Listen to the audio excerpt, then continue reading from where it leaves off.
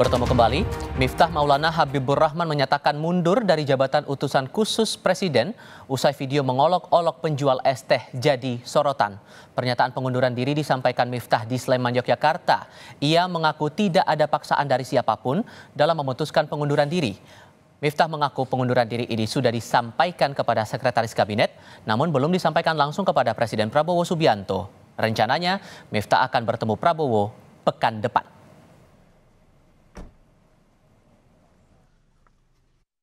Saya memutuskan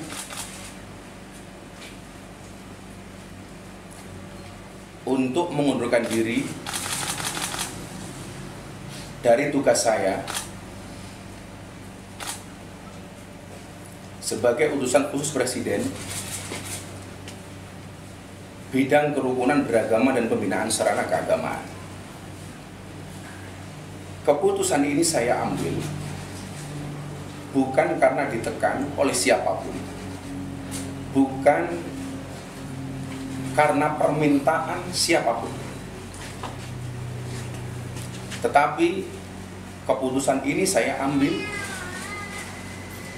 karena rasa cinta, hormat dan tanggung jawab saya yang mendalam kepada Bapak Presiden Prabowo Subianto serta seluruh masyarakat.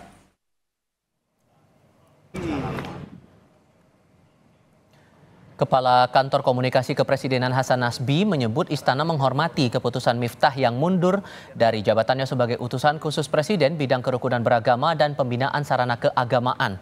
Soal nasib pengganti jabatan utusan khusus Presiden itu, Hasan bilang akan menjadi kewenangan Presiden Prabowo.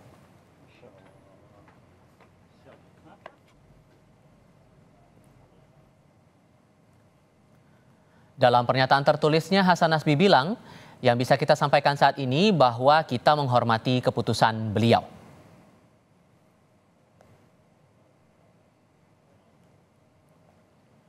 Sebelumnya, desakan untuk mencopot Miftah Maulana Habibur Rahman sebagai utusan khusus Presiden muncul melalui petisi daring di situs change.org. Sejak dibuat pada 4 Desember lalu, dari data yang kami ambil pada pukul 2 siang ini, tanda tangan petisi copot Gus Miftah dari jabatan utusan khusus sudah mencapai 309.359.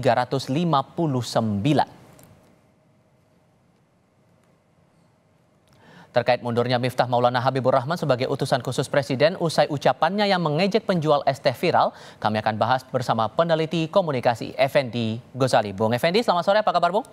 Selamat sore, alhamdulillah baik-baik saja Tifal dan seluruh pemirsa. Terima kasih sudah bergabung bersama kami. Sudah viral, kemudian menyatakan maaf dan sekarang pengunduran diri. Apakah masalah dari Miftah Maulana ini sudah dianggap selesai menurut Anda?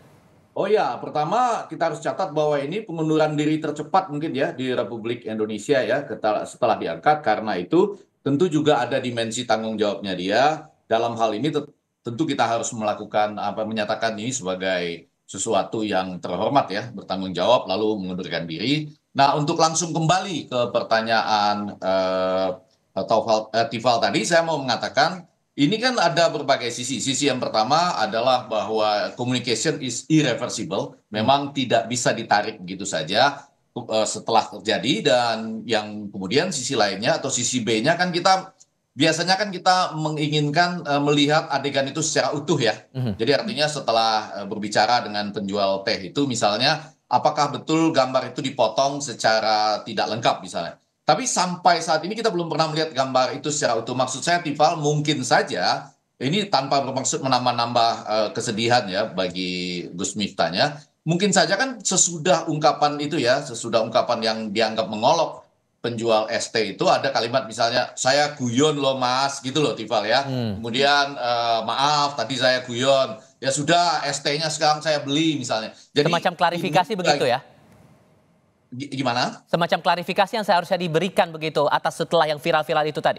Ya, ini persoalan yang selanjutnya itu persoalan empati dan simpati gitu. Dan ini bisa dibandingkan dengan misalnya kiai atau pendakwah lain. Misalnya kalau Abdul Somad itu pernah menghadapi yang seperti ini, terus dia bilang nggak apa-apa, terus saja jualan ya, mainkan itu, begitu bahasa Sumateranya, mainkan itu terus saja jualan, saya bayar dari sini, kurang lebih begitulah gitu ya. Jadi kalau ini tidak berhenti pada olokan saja, tapi misalnya tadi dilanjutkan dengan mohon maaf loh ya Mas, terus gak apa-apa, saya beli dari sini misalnya. Jadi ada sambungan yang mengandung tadi simpati dan empati. Itu kan yang muncul di antara teman-teman netizen. Jadi kita harus menghormati kedua-duanya, yaitu bahwa Gus Miftah sudah mengambil kebijakan ini ya, artinya sudah mengambil putusan setelah berdoa katanya bermuasabah dan beristiqorah. Tapi pada bagian lain kita juga harus memuji netizen yang tetap mengingatkan bahwa di media sosial, apalagi ketika Anda punya jabatan tertentu, simpati dan empati terhadap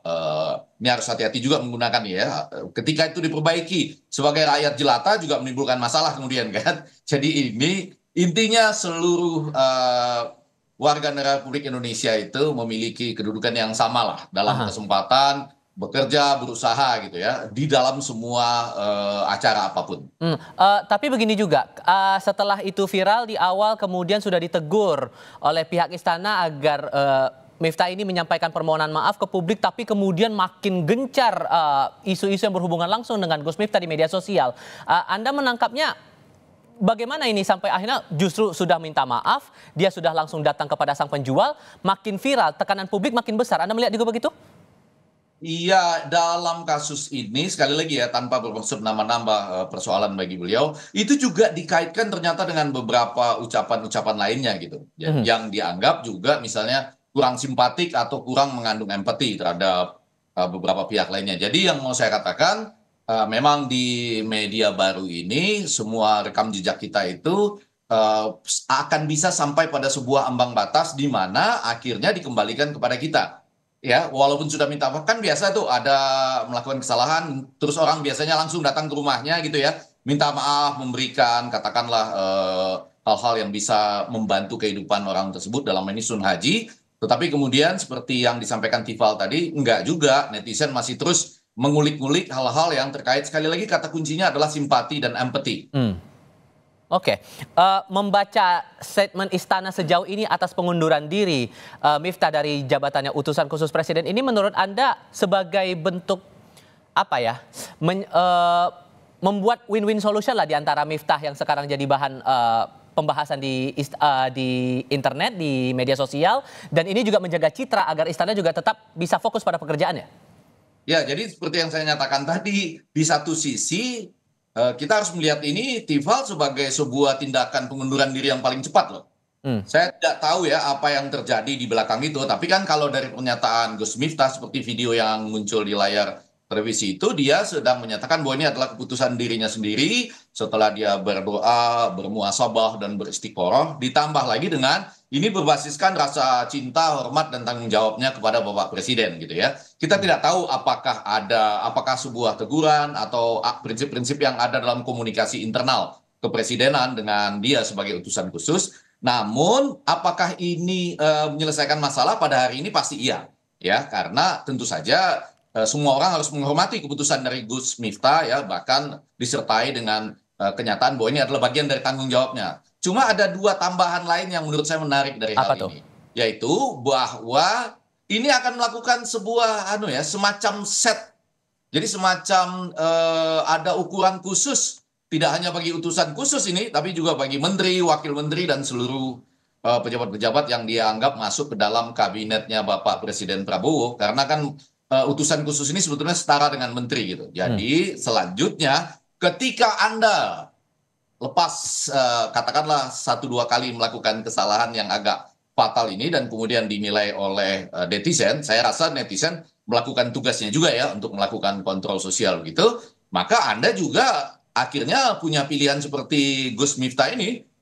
Jadi artinya ada sebuah set standar yang cukup ketat pada saat ini ya. Ini semacam reminder juga buat kalangan-kalangan yang masuk di tataran pemerintahan tapi awalnya backgroundnya sebagai figur publik, begitu ya? Ya, karena sekali lagi lepas dari ucapan yang mungkin kebetulan tadi ada salah ucap terus irreversible, tetapi juga ini pemerintahan ini kita lihat memang segera berhadapan dengan simpati dan empati publik ya terhadap hal-hal yang dikampanyekan sendiri. Anda tahu bagaimana makan bergizi gratis itu kan pasti bagi warga negara yang membutuhkannya. Dan lebih daripada itu, saya rasa pada saat ini akan juga muncul sebuah standar yang tinggi, dan ini bisa juga kita sambut gembira, bahwa sekarang perhatian orang terhadap rakyat kecil ya, itu terhadap mereka yang berusaha seperti penjual ST dan semuanya itu juga sekarang menjadi semakin tinggi ya, ketika dia berhadapan dengan utusan khusus presiden, ternyata presiden kita dan masyarakat kita, netizen kita memilih berpihak pada penjual ST misalnya. Ini kan juga suatu fakta. Sudah kami tangkap poinnya di situ, Bung Effendi Ghazali. Terima kasih banyak sudah berbagi pandangan bersama kami. Saya selalu ya, Bung. Selamat sore. Selamat sore, Tival dan para pemirsa.